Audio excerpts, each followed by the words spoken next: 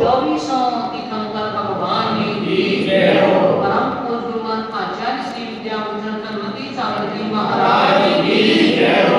द्वादशांक जनवाणी माता की जय हो। बोले परम पूज्य आचार्य सुभान डॉक्टर सरस्वती पुरुषोत्तम माता जी की जय हो। धर्म स्नेही बंधु, पुण्य पाप शतक के माध्यम से हम सभी ने अभी यह जाना कि इस संसार में पुण्य सुख का कारण है और पाप दुख का कारण है। पुण्य से यह आत्मा ऊंचाइयों की ओर जाता है, अपनी आत्मा को पवित्र बनाता है, और पाप से आत्मा पतन की ओर जाता है। वह निम्नता की ओर, धरातल की ओर चला जाता है, नरक त्रयन आदि दुर्गतियों का भाजन बनता है। परंतु आध्यात्मिक दृष्टि से जब हम देखते हैं तब वहां कहा कि यदि हम इस पुण्य और पाप को, वस्तु तत्व को बिना समझे हुए यदि हम इनको समझ लेंगे और पुण्य को ही अच्छा मान करके उसमें रम जाएंगे, पुण्य के फल की ही आकांक्षा करेंगे, तो उन्होंने कहा फिर वह पुण्य भी हमारे लिए बेड़ी बन जाता है। बेड़ी का मतलब कुंद स्वामी ने समय सार में दृष्टांत दिया। पुण्य और पाप के लिए कहा कि दोनों ही बेड़ी हैं, एक लोहे की बेड़ी है और एक सोने की बेड़ी है। बेड़ी लोहे की कोई पहनना नहीं चाहता और सोने की कोई छोड़ना नहीं चाहता, किंतु जब तक वह बेड़ी पड़ी रहेगी आपके पैर में तब तक आप भाग नहीं सकते। इसी तरह से आत्मा के ऊपर जब तक ये पुण्य और पाप की बेड़ी पड़ी रहेगी तब तक पाप में तो सवाल ही नहीं उठता, किंतु पुण्य की भी बेड़ी पड़ी रहेगी तब तक यह आत्मा मुक्ति को प्राप्त नहीं हो सकती। ऐसा हम लोगों ने समझा और समझने के बाद में पाप को किसी कहते हैं जिसमें हमारा मन शांत ना हो, हमारे लिए हमारी निंदा हो, हमारा पतन हो इस संसार में। और सबसे बड़ी बात तो है कि मन शांत नहीं हो हमारा। देखो, इसको कोई नहीं समझ पाता कि ये हमारा पाप कर्म का हो गया है। शरीर में कोई व्याधि हो हम समझ जाएंगे, कोई और प्रतिकूलताएं मिल रही हो, व्यापार नहीं चल रहा हो, किसी के संतान ना हो, किसी के मकान ना हो रहने को, किसी के लिए बच्चे अनुकूल नहीं हो, तो हम समझ लेंगे कि हमारा ये पाप कर्म का उदय चल रहा है। किंतु सब कुछ होने के बाद में भी यदि मन की शांति नहीं है तो वो भी हमारा अंतरंग कर्म का उदय चल रहा है, असुर का। क्यों? यह जीव 3 प्रकार से कर्म का आश्रय कर रहा है, मन से, वचन से और कार्य से। कोई भी क्रिया करते हैं हम 3 प्रकार से करते हैं। मान लो आपके घर में कोई बीमार है, आपकी सासू, आपके ससुर जी, कोई भी आपके घर में बीमार है, एग्जाम्पल आप लो, आप सेवा तो कर रहे हैं, उनके लिए भोजन भी दे रहे, समय पर औषधि भी दे रहे, परंतु मन मेरे गले पड़ गई, मुझे ही करना पड़ रहा है, मैं कब तक करूं। अगर इस तरह के भाव आपके आ रहे हैं तो आपने तन से सेवा की, तन से सेवा की तो तन के लिए सेवा के माध्यम से आगामी समय में तन अच्छा मिल जाएगा, स्वस्थ मिल जाएगा। किंतु आपने अपने मन को पवित्र नहीं किया, इसलिए आपका ऐसा कर्म का उदय आएगा जो आपके मन में शांति नहीं लेने देगा, आपके मन को शांत नहीं होने देगा और सब चीजें आपको सब कुछ दिलाने देगा जो आपने और पुण्य किया है, परंतु मन की शांति। ये उनका अपने आप में एक कर्म का उदय होता है। तो ऐसा ये कौन करता है? ये पाप कर्म के उदय में हमें ऐसा मिलता है। ऐसे जिनके मन में शत्रु और मित्र समान है, सुख और दुख दोनों समान है, जब सुख और दुख की ही चाह नहीं रहेगी तो पुण्य पाप भी उन्हें बराबर हो जाएंगे, क्योंकि पुण्य से सुख मिलता है, पाप से दुख मिलता है। जब उन्हें सुख और दुख दोनों ही बराबर हो जाएंगे तो उन्हें पुण्य और पाप की कोई आकांक्षा नहीं रहेगी। वह तो किसके लिए? पुण्य पाप से हट करके धर्ममय स्वरूप को प्रकट करना चाह रहे हैं। आगे देखना है हमारे लिए, पुण्य पाप में समदृष्टि जिनमें ऋषि मुनि कहाते हैं, बिन चाहे भी पुण्य भूत फल केवल ज्ञान जगाते हैं। पुण्य पाप में पाप सर्वथा आगम में निष्प्रत लाया, सापेक्ष कथन में अमृत समकर सरस पुण्य को दिखलाया। पुण्य और पाप में जिनकी समदृष्टि है वे कौन कहलाते हैं? ऋषि मुनि कहलाते हैं। चाहे साथ में उत्सर्ग करने वाला भी हो, इस शरीर पर अग्नि जला दी गई पर उस पर अग्नि जलाने वाले पे उन्हें क्रोध नहीं आया। कोई आकर के वही उनकी आरती उतार रहा है, वही उनकी स्तुति कर रहा है, उनके गुणों का स्तवन कर रहा है, तो उनके प्रति भी उन्हें राग नहीं आता। तो ऐसे जिनकी पुण्य और पाप, क्योंकि उन्हें वस्तु तत्व का ज्ञान है कि यह सब जो हो रहा है कोई सामने वाला करने वाला नहीं है, इसकी जड़ कहीं और है। हमें ऊपर से सामने वाला दिख रहा है, जल आता हुआ हमें कुएं में दिख रहा है, परंतु उसका स्रोत हमें दिखाई नहीं दे रहा। इसी तरह से जो आज मेरा कर्म का उदय आ रहा है, इसका स्रोत तो कहीं और है, और ये सब मेरे द्वारा ही बनाया गया है वह स्रोत, और वही स्रोत आज प्रवाहमान हो रहा है। इसलिए उनके लिए सामने वाले पे कोई ना तो हर्ष होता है, ना उसके ऊपर क्रोध आता है, और ना उसके प्रति मित्रता आती है, मध्यस्थ भाव रहता है। हालांकि कभी कभी ऐसा हो जाता है कि यदि सामने वाला हमारे उपकार में निमित्त बनता है, और यदि उसकी प्रशंसा ना की जाए तब उसके लिए मन में खेद होता है। जब पुण्य और पाप समान नहीं रहते हैं तब, जब व्यक्ति अपने कर्तृत्व का भाव अपने आप में रखता है तब कि मैंने ऐसा किया। जब उन मुनिराज का इलाज किया वैद्य जी ने, पर जब मुनिराज ठीक हो गए, कृष्ण जी के समय की बात है, मुनिराज स्वस्थ हो गए, तो वैद्य जी दर्शन करने के लिए आए। बोले महाराज मैंने ऐसी दवाई दी थी कि जिससे नहीं तो कोई दुनिया में ऐसा वैद्य नहीं था जो हो गया, बंद हो गई थी। आयु कर्म का बंध हो गया। जब आयु कर्म का बंध हो गया तो त्रियंच आयु का हुआ, क्योंकि माया त्रय्ययोनस्य, मायाचारी से त्रियंच योनि का ही आश्रम होता है। अब तो वैद्य जी जाके एक बंदर की पर्याय में पहुंच गए, बंदर बन गए जंगल में। मुनिराज तपस्या कर रहे थे वही मुनिराज जंगल में, उनको देख करके उस बंदर के मन में जाति स्मरण हो गया, उसे पूर्व का स्मरण आ गया कि इनकी मैंने सेवा की थी और इन्होंने मेरी प्रशंसा भी नहीं की थी, अब मैं देखता हूं उनके लिए। और एक वृक्ष की डाली करके तोड़ी और उनके ऊपर, अब उनके लिए जान में घाव हो गया। जब फिर तो अब वो देखता है उनके लिए खून बहने लगा अपने राज को।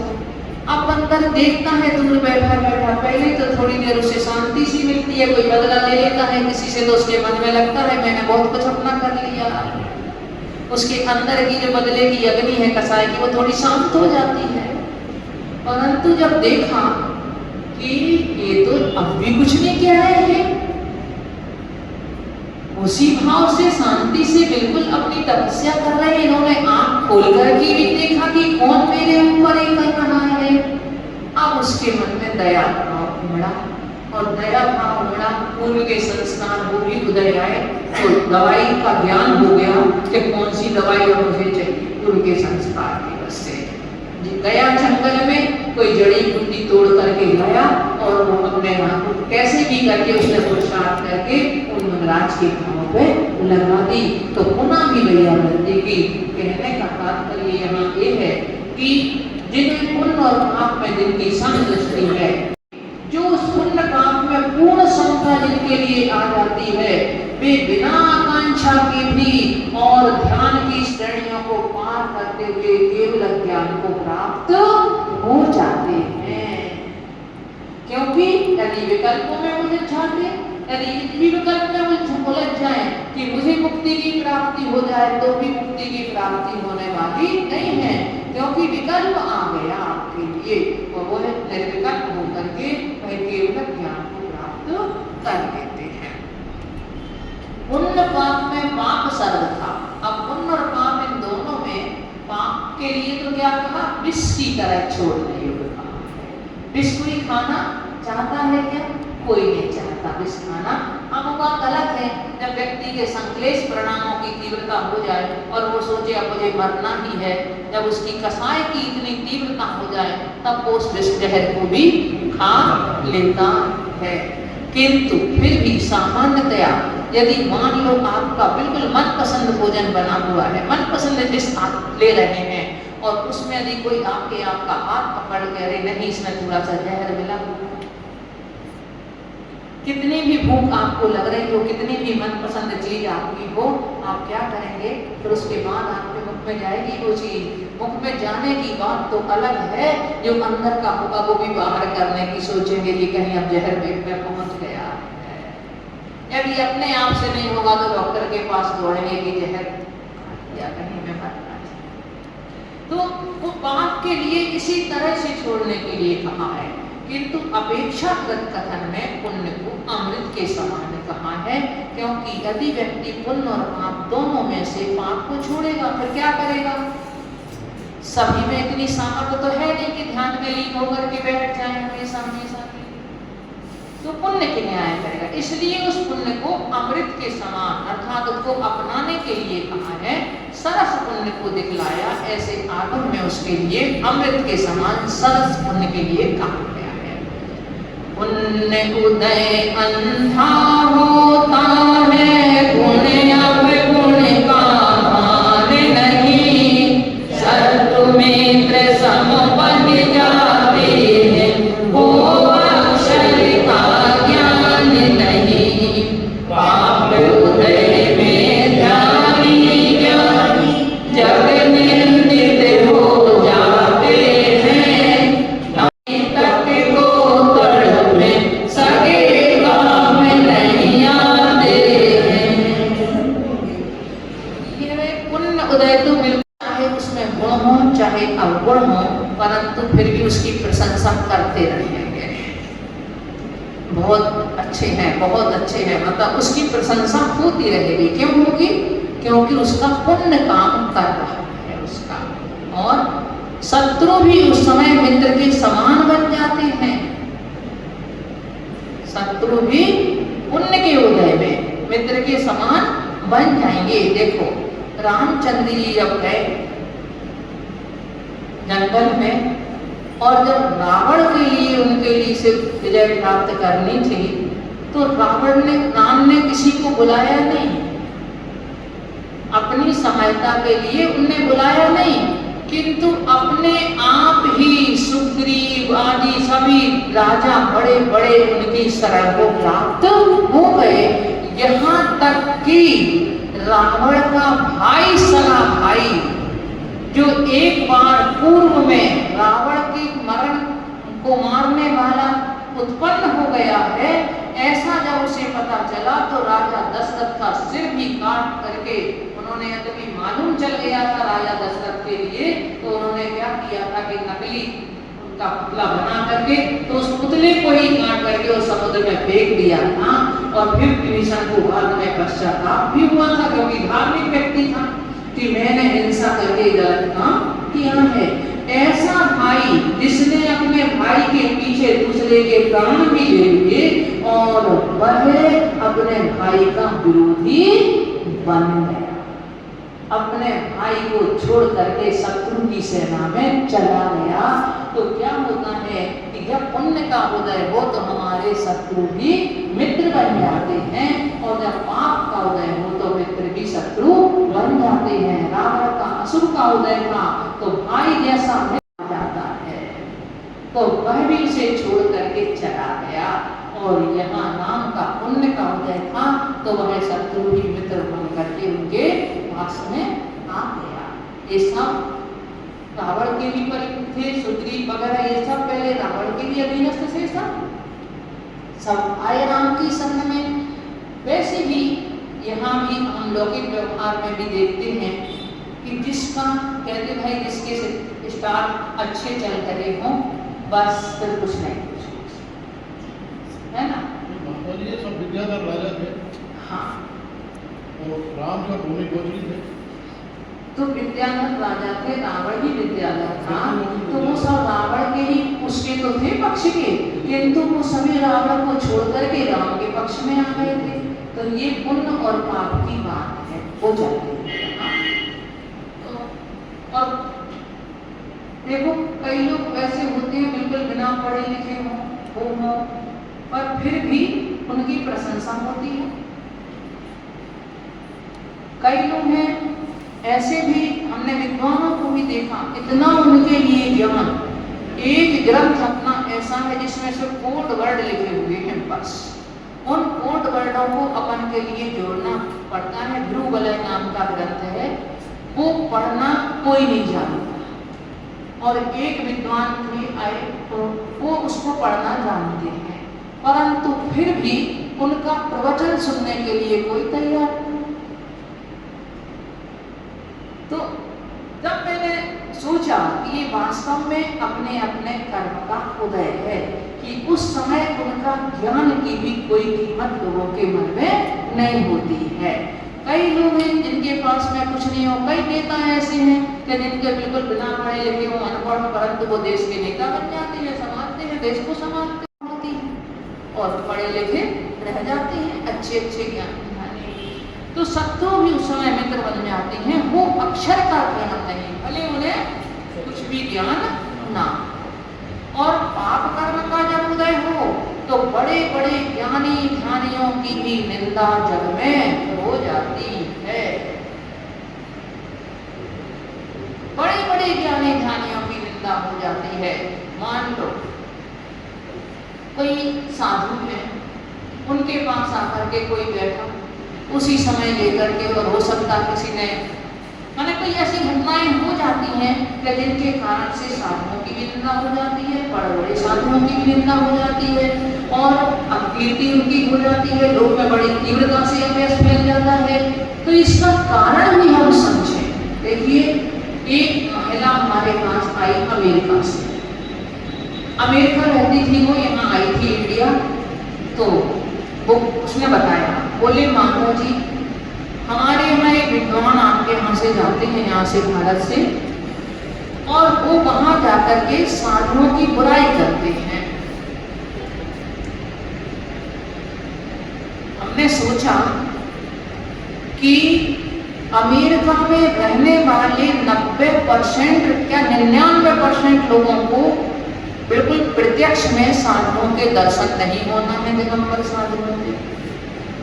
और यदि कोई यहाँ से जाकर के उनकी वहाँ निंदा करता है, बुराई करता है, वो बुराई का, उनकी बुराइयों का जहर उनके दिमाग में भरता है, कल के दिन जब एक कर्म का उदय आएगा उनका, तो देश विदेश में उनकी निंदा होगी कि नहीं होगी? क्योंकि आप विदेशों में भी जाकर के किसी की बुराई कर रहे हो तो वो कर्म का आश्रम तो कहीं नहीं रोकेगा आपके लिए। वो तो आप भले आप कितने बड़े विद्वान होकर के आप अपने कितनी अच्छी भाषा शैली में करके लोगों के लिए यश हो, किंतु यदि गलती करोगे तो गलती का फल तो भोगना पड़ेगा। दाने पानी तब को तड़पे सगे काम नहीं आते हैं। एक मुमताज की घटना महाराज जी सुनाते थे। जब वो घर से निकल करके सीधे सम्मेद शिखर जी गए, इतनी तपस्या करते थे सम्मेद शिखर जी में कि जब उस समय कोई साधन नहीं था, 13 पंथी 20 पंथी कोठी थी अकेली बस। बोले वहां जाकर के पहाड़ पे जाते थे, 3 दिन में उतर करके आते थे और अपना खाली कमंडल उसका ढक्कन खोल के, कमंडल तो सूखा हुआ, उसको खोल के और 13 पंथी और 20 पंथी कोटी में 3 राउंड लगाते थे। अगर किसी ने पड़गामन कर लिया तो ठीक, और नहीं कर लिया तो पुनः चले जाते थे, ऊपर पड़ जाते और फिर 3 दिन के बाद ही आते थे। बोले ऐसे तपस्वी उनके लिए भी कोई पड़गामन के लिए तैयार नहीं होता। जब घर में भी माता पिता का, बड़ों का, जिसका भी असुर कर्म का उदय होगा तो वह बच्चे भी उनके लिए पूछने वाले नहीं हैं। बच्चों का भी यदि असुर कर्म का उदय होगा तो जन्म होते ही मां कहीं झाड़ियों में फेंक देगी उन बच्चों के। जब किसी का पुण्य कर्म का उदय होगा तो भूकंप जैसे में भी जहाँ हजारों आदमी चले जाते हैं वहां कोई एक बच जाएगा बच्चा, और जिसका पाप कर्म का उदय होगा तो वहां और पहुंच जाएगा उस स्थान पर मरने के। सगे अपने सगे से सगे, बेटे से सगा और किसे मानते हैं वो भी आपके काम आने वाला नहीं है।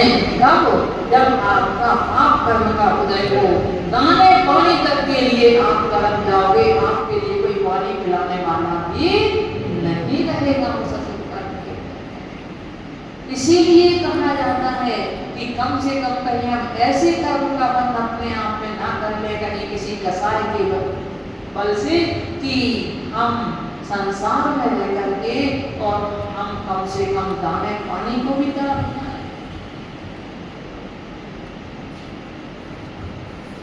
और देखें अब ये विषय चल रहा है कि पुण्य और पाप दोनों एक साथ एक जीव के आते हैं और वह कैसे अपना अपने फल दिखाते हैं।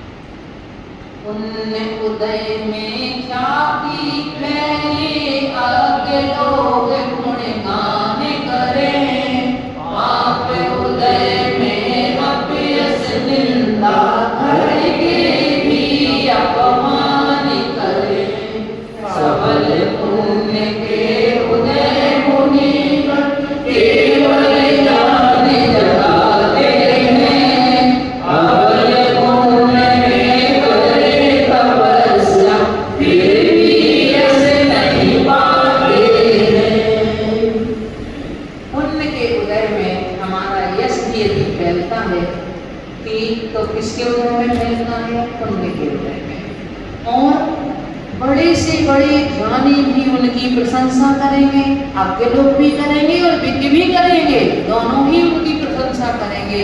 जब उनका पुण्य कर्म का उदय होगा तब आप देखो घर में आप बहू के, बेटे के लिए, सबके लिए आप बहुत अच्छा करते हो, परंतु यदि अशुभ कर्म का उदय है तो वो बहू बेटे आपकी प्रशंसा भी करने वाले नहीं।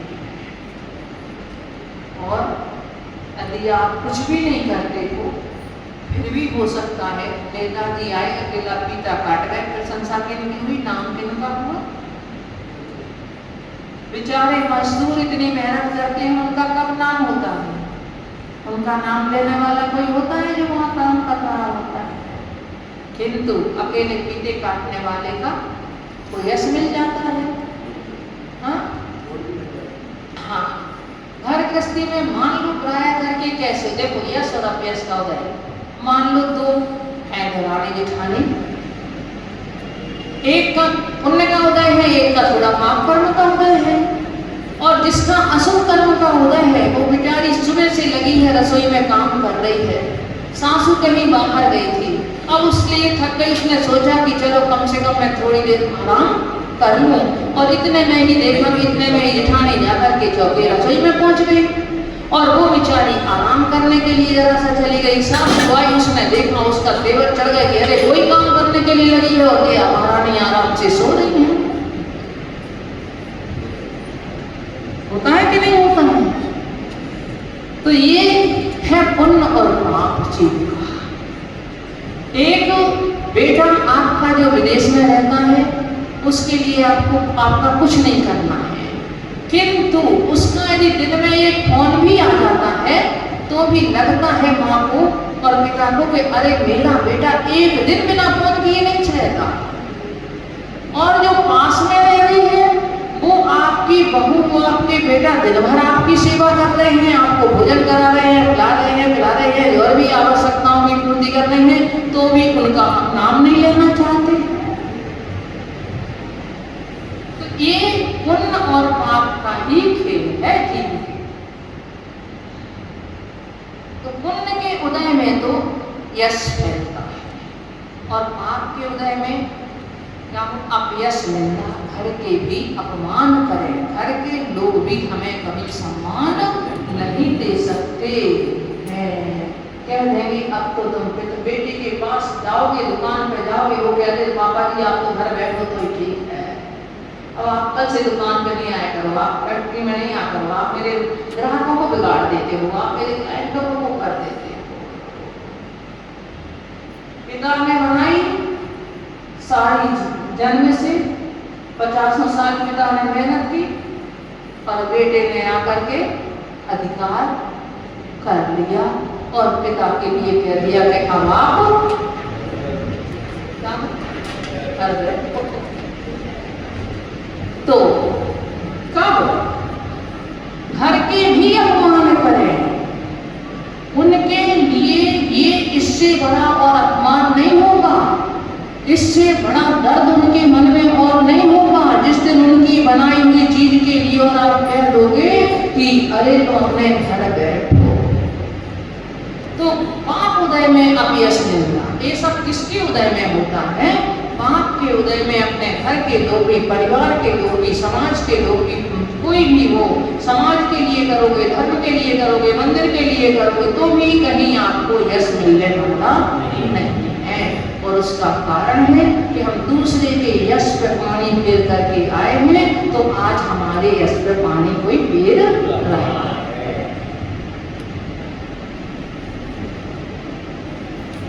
सबल उदय पुण्य के उदय मुनिजन केवल ज्ञान जगाते हैं। जब तीव्र पुण्य कर्म का उदय होता है तो मुनिराजों को केवल ज्ञान की प्राप्ति हो जाती है, और जब पुण्य कमजोर होता है तो कई वर्षों तक तपस्या करने के बाद में भी कोई रिद्धि सिद्धि भी उत्पन्न नहीं होती है। भरत जी को अंतर्मूर्त में केवल ज्ञान हो गया और आदिनाथ प्रभु को, उनके पिता को जो तीर्थंकर के 1000 वर्ष लग गए तपस्या करने में, 1000 वर्ष तक तपस्या करते रहे, फिर भी उन्हें जब जाकर के केवल ज्ञान हुआ 1000 वर्ष तक नहीं हुआ। और उनके पुत्र को जो 6 खंड की मूर्ति को भोग करके आए हुए थे, उनके लिए अंतर्मूर्त मात्र में केवल ज्ञान की प्राप्ति हो गई। ऐसे आप आज भी देखते होंगे कई मुनिराज तो दीक्षा लेने के बाद तुरंत ही उनकी ख्याति फैलने लगती है, और कई ऐसे हैं जिन्हें अच्छा ज्ञान है, जिनकी चर्या भी बहुत अच्छी है, सब कुछ है, परंतु फिर भी उनकी ख्याति नहीं। तो जब तीव्र पुण्य का उदय हो, और सबसे तीव्र पुण्य का तो वही है कि जब जीव केवल ज्ञान की प्राप्ति कर ले, केवल ज्ञान को जगा ले, तो वो केवल ज्ञान की प्राप्ति इतनी शीघ्रता से हो जाती है। किंतु अबल पुण्य हो, अबल से मतलब कमजोर पुण्य हो, तो कोई यश दान करने वाला भी नहीं मिलता है उनका।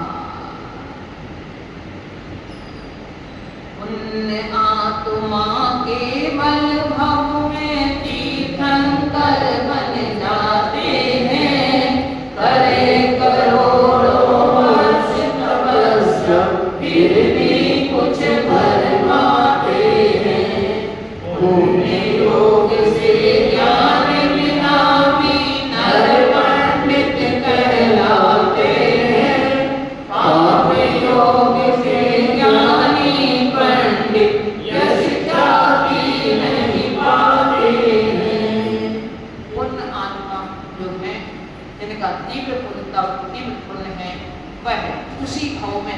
तीर्थंकर प्रकृति को बांध लेंगे और उसी के उसी भाव में मोक्ष भी चले जाएंगे। भरत क्षेत्र से ऐसा नहीं हो सकता कि उसी भाव में तीर्थंकर प्रकृति को बांधे, किंतु विदेश क्षेत्र में जहाँ तीर्थंकरों का समागम हमेशा इस जीव को मिलता है, तो वहाँ तीर्थंकर के सानिध्य में, केवली प्रभु के सानिध्य में यह जीव वहाँ तीर्थंकर प्रकृति का भी बंधन कर लेता है और उसी भाव से वह मोक्ष भी चला जाता है। देखो अंजन चोर के देख लो आप कृष्ण, जिसके लिए हम लोग अंजन चोर आज तक कहते हैं, वो भगवान बन गया फिर भी, है ना। पापात्मा था, सप्त व्यसनी था, माता पिता ने की राज्य में उपद्रव करता था, इसलिए प्रजा की शिकायत के कारण घर से निकाल दिया था। अपने मित्रों के साथ में, चोरों के मित्र भी चोर ही होंगे, अपने मित्रों के साथ में वह निकल गया जंगल में। जंगल में जाने के बाद में भी सप्त व्यसनों का सेवन करने लगा और सप्त व्यसनों का सेवन करते हुए किसी वेश्या से भी उसका प्रेम हो गया। जब वेश्या के कहने पर रानी का हार चुरा करके ले जा रहा था, देखना चोरी करके जा रहा है, पल में परिवर्तन, चोरी करके जा रहा है। यहाँ डर है कि अब मैं पकड़ा जाऊंगा तो फांसी की सजा तो मुझे मिलना है, ये मन में है। देखता है पर कैसा सुख निमित्त मिलता है कि वह माली जो साधना कर रहा था उस नमोकार मंत्र की, उस इनकी आकाशगामी विद्या की सिद्धि करने में जो लगा हुआ था, वो तो डर के मारे फिर चढ़ रहा था, उसी के वृक्ष में फिर उतर रहा था, फिर चढ़ रहा था, फिर उतर रहा था, किंतु डर के मारे उससे वहां उस चीके की रस्सियों को नहीं काटा जा रहा था। गया, पहुंच गया, बताओ, उस माली से पूछता है, सच बताना अपना मंत्र, कौन से मंत्र की तुम सिद्धि कर रहे हो। उसने सच बता दिया और उन्हें लेकर के एक बार में ही सारी रस्सियों को काट दिया और वहां से आकाशगामी विद्या भी सिद्ध हो गई। कहाँ जिसके लिए फांसी पर चढ़ना था, सूली पर चढ़ना था, उसका पुण्य का उदय देखो कि एक क्षण मात्र में उसके लिए वहां आकाशगामी विद्या लेकर के चली। कहाँ पहुंचा? सुमेरु पर पहुंचा। जिन तक सेठ ने जाना कि ये भव्य जीव है और उसके लिए संबोधन किया, वही मुनिराजों का समागम मिला। समागम मिल करके उसने दीक्षा ले ली, दिगंबरी दीक्षा कहीं जाकर के, और दीक्षा लेके 9 दिन में केवल ज्ञान की प्राप्ति कर ली। उसने आहार भी नहीं किया दीक्षा लेने के बाद।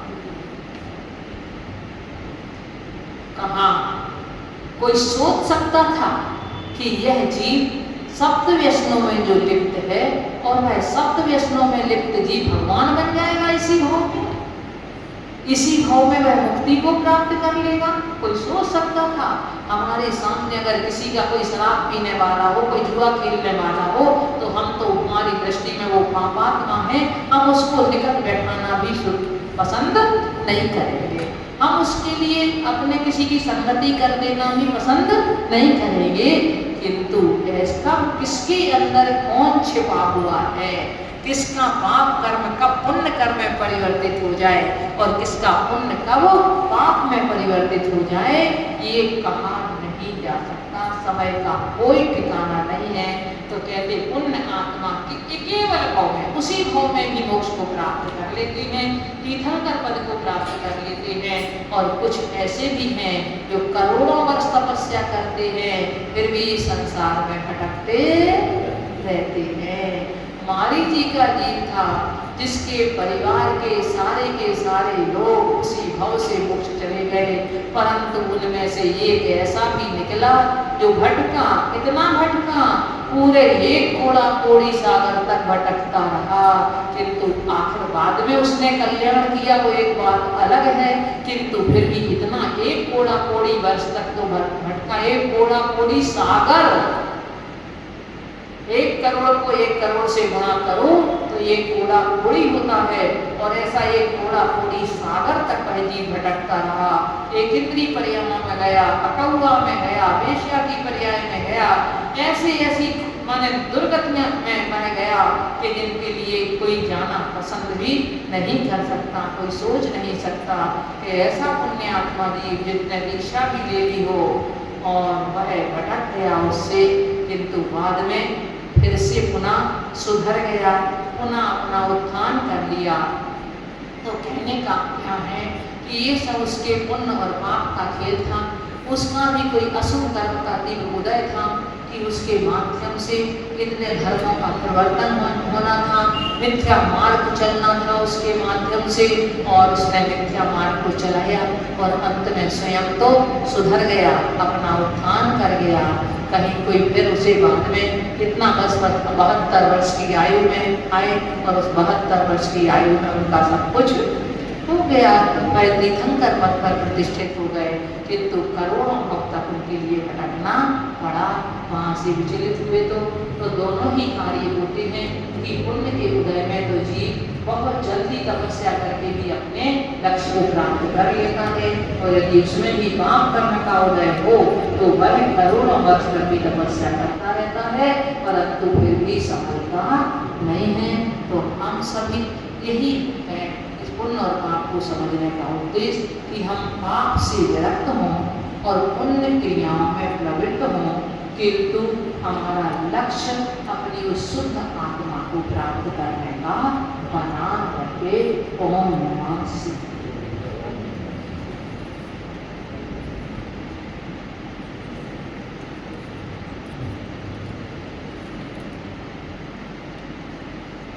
माता जी के मंगल उद्बोधन से हमारे जीवन में वास्तव में परिवर्तन अवश्य आएगा।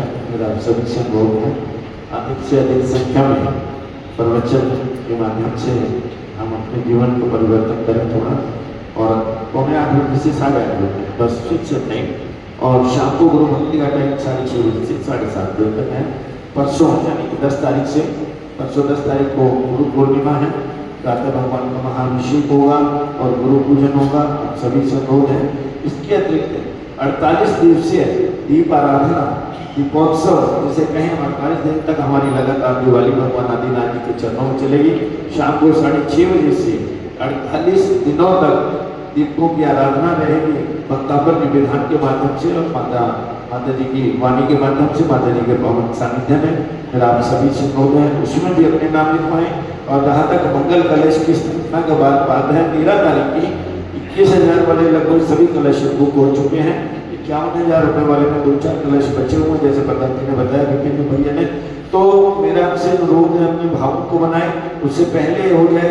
चतुर्मास स्थापना से वैसे तो पहले हो ही जाएंगे, लेकिन बाद में भी हो सकता है, ऐसा कुछ नहीं है, लेकिन अपने भावों को पहले बनाए ताकि हम एक इतिहास में इतिहास के एक और जोड़ दें। स्वर्णिम बनना कि हमारे चतुर्मास स्थापना से पहले ही सारे कलश बुक हो गए। 13 तारीख चतुर्मास स्थापना का कार्यक्रम सुबह 9:30 बजे यहाँ पर झंडारोहण की रस्म अदा की जाएगी माता जी के पावन सानिध्य में।